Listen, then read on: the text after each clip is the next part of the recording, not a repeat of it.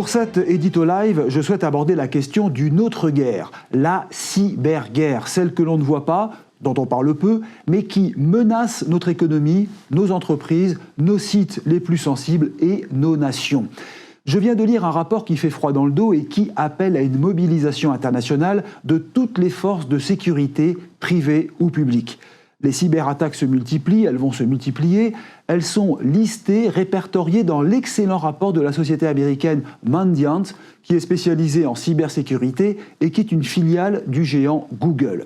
Selon ce rapport, les Russes ont désormais la main et ils manient la menace au même titre qu'une arme de destruction massive. Ils ont une armée virtuelle baptisée Sandworm, capable d'espionnage, d'attaque et d'influence. Leur objectif, c'est de viser les Jeux Olympiques et Paralympiques en détournant les données, en trafiquant les systèmes de contrôle antidopage par exemple, et leur vœu, c'est de déstabiliser un pays au moment d'une grande échéance électorale. Cela concerne l'Europe et les États-Unis. Que retenir de tout cela ? Eh bien que cette nouvelle forme de guerre va exiger une mobilisation générale, non pas de troupes au sol ou de réservistes, mais bien de moyens supplémentaires pour traquer les pirates qui n'ont ni visage ni nom. Et c'est tout un continuum de sécurité mondiale qui doit se mobiliser et investir, car le rapport de Tikehau Capital nous révèle que les moyens financiers au niveau mondial ont diminué.